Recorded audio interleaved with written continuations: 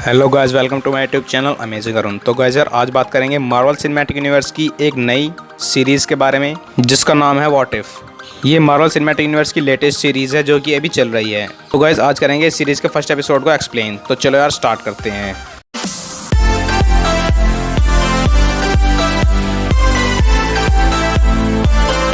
तो गाइस इस सीरीज़ का फर्स्ट एपिसोड पूरी तरह से बेस्ड है captain America the first Avenger movie पर। तो जिस किसी ने भी फर्स्ट एवेंजर मूवी नहीं देखी है उसको ये एपिसोड बिल्कुल भी समझने नहीं आने वाला है, इसलिए आपको captain America the first Avenger की मूवी की पूरी स्टोरी जानना जरूरी है। इसलिए आप इस वीडियो के नीचे जो डिस्क्रिप्शन है उसमें एक लिंक है, उस लिंक पर क्लिक करके captain America the first Avenger movie की सारी स्टोरी को समझ लें, उसके बाद इस एपिसोड को देखें। तो गाइस पहला एपिसोड स्टार्ट होता है जब दी वॉचर नाम का एक आदमी स्टोरी सुना रहा होता है कि टाइमलाइन जब बहुत सारी शाखाओं में बढ़ गई थी और अब इसलिए वो एक टाइमलाइन की स्टोरी सुनाता है जो कि कैप्टन अमेरिका की टाइमलाइन की होती है। और एपिसोड की स्टार्टिंग में हमें दिखाया जाता है कि जर्मनी में हाइड्रा का आतंक पूरी तरह से बढ़ चुका है और अब उन्हें रोकने के लिए एक सुपर सोल्जर को बनाया जा रहा है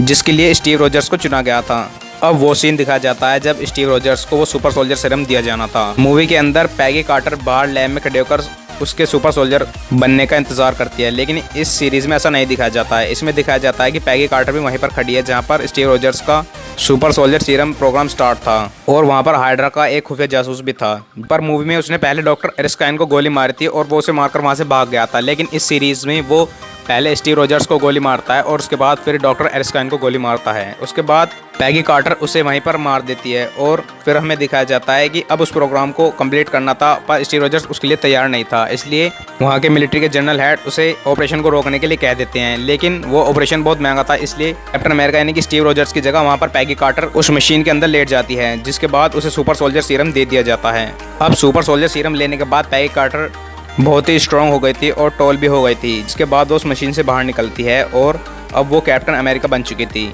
लेकिन पैगी कार्टर ब्रिटेन से थी, इसलिए उसे कैप्टन अमेरिका का टाइटल नहीं दिया गया था, उसे कैप्टन ब्रिटेन का टाइटल दिया गया था। अब उसके बाद हमें दिखाया जाता है कि जैसे गवर्नमेंट ने कैप्टन अमेरिका यानी कि स्टीव रॉजर्स को मूवी के अंदर गवर्नमेंट के लिए पैसा इकट्ठा करने के लिए शो करवाए थे, ऐसे ही कैप्टन ब्रिटेन यानी कि पैगी कार्टर को भी यही ऑर्डर दिया जाता है। अब वो इस ऑर्डर से नाखुश होती है पर फिर भी उसे करना पड़ता है और फिर हमें दिखाया जाता है कि पैगी कार्टर एक पंचिंग बैग पर बॉक्सिंग कर रही होती है, जैसा कि हमें captain America the first Avenger में दिखाया जाता है जब स्टीव रॉजर्स उस पंचिंग बैग पर बॉक्सिंग कर रहे होते हैं। अब उसके बाद हमें दूसरी तरफ दिखाया जाता है रेड स्कल यानी कि स्किमिट, उसकी एंट्री दिखाई जाती है और वो टॉन्सबर्ग में स्पेस स्टोन यानी कि टेज़रेक्ट को लेने के लिए आया था और फिर हमें दिखाया जाता है कि उसे टेज़रेक्ट मिल जाता है। लेकिन मूवी में हमें दिखाया जाता है कि पहले वो टेज़रेक्ट लेने के लिए जाता है, उसके बाद सुपर सोल्जर प्रोग्राम स्टार्ट किया जाता है। लेकिन इस सीरीज़ के अंदर हमें दिखाया जाता है कि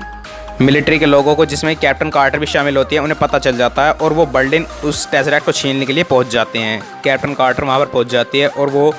हाइड्रा के सभी लोगों को मारकर उनसे टेज़रेक्ट छीन लेती है और वापस मिलिट्री के बेस पर ले आती है। अब वो उस टेज़रेक्ट को हावर्ड स्टार्क को सौंप देते हैं और उसके बाद हमें दिखाया जाता है कि हावर्ड स्टार्क अब मार्क 1 जैसा ही एक सूट बनाता है जो कि एक आयरन मैन सूट होता है, लेकिन उसे हाइड्रा स्ट्रॉम्बर नाम दिया जाता है क्योंकि तब तक आयरन मैन का कोई भी वजूद नहीं था, इसलिए अब एक आयरन सूट बनकर तैयार हो जाता है और उसे स्टीव रॉजर्स को पहनने के लिए दे दिया जाता है। अब जैसा कि मूवी में होता है स्टीव रॉजर्स अपने दोस्त बकी बार्न्स को बचाने के लिए जाता है, वैसे ही इस मूवी में कैप्टन कार्टर बकी बार्न्स को बचाने के लिए और अपने साथियों को छुड़ाने के लिए वहां पर जाती है। अब वो उन सबको बचाकर वहां से ले जाते हैं और फिर हमें पता चलता है कि अब कैप्टन ब्रिटेन यानी कि कैप्टन कार्टर के पास एक शील्ड है जो कि वाइब्रेंडिंग की शील्ड है और वो उसे हावर्ड स्टार्क ने दी है। उसके बाद इस सीरीज़ में हमें दिखाया जाता है वो वाला सीन जो कि कैप्टन अमेरिका फर्स्ट मूवी में हमें दिखाया गया था, ट्रेन सीन जहां पर बकी बार्न्स ट्रेन से नीचे गिर जाता है। लेकिन इस सीरीज़ में हमें दिखाया जाता है कि कैप्टन ब्रिटेन बकी बार्न्स को नीचे गिरने से पहले पकड़ लेती है और उसे नीचे नहीं गिरने देती है, जिसकी वजह से हमें पता चलता है कि अब बकी बार्न्स विंटर सोल्जर नहीं बन पाया। अब उस ट्रेन में बहुत सारे बम होते हैं जो कि हाइड्रा ने पहले से ही वहाँ पर रखे होते हैं और वो ब्लास्ट होने लगते हैं और उस ट्रेन में भी ब्लास्ट होने शुरू हो जाते हैं, जिससे वो ट्रेन फटना स्टार्ट हो जाती है। अब हमें दिखाया जाता है कि वो सारे सोल्जर्स उस ट्रेन के ऊपर से कूद जाते हैं और वहाँ से बच जाते हैं, लेकिन स्टीव रॉजर्स वहाँ पर बर्फ़ में फंस जाता है। हमें दूसरी तरफ का सीन दिखाया जाता है जहाँ पर रेड स्कल के पास अब टेज़रेक्ट आ गया था और वो उससे एक दूसरी दुनिया के एलियन यानी कि श्योमागुरात जो कि एक कॉमिक बेस्ड एलियन है और वो एक ऑक्टोपस जैसा एलियन है। अब वो पोर्टल खुल जाता है और श्योमागुरात नाम का एलियन उस पोर्टल से बाहर आ जाता है और वो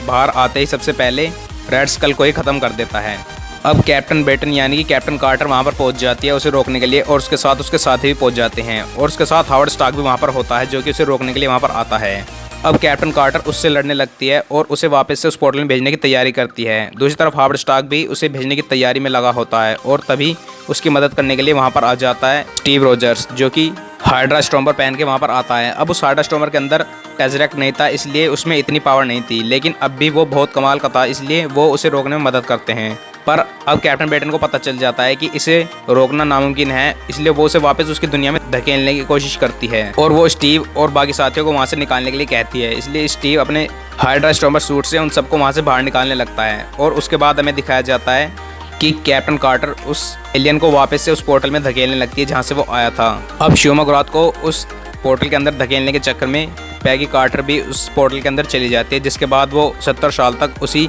एलियन से वहाँ पर लड़ रही होती है। और उसके बाद फिर 70 साल बाद एक पोर्टल खुलता है जो कि दी एवेंजर्स के टाइम पर खुलता है, जहाँ पर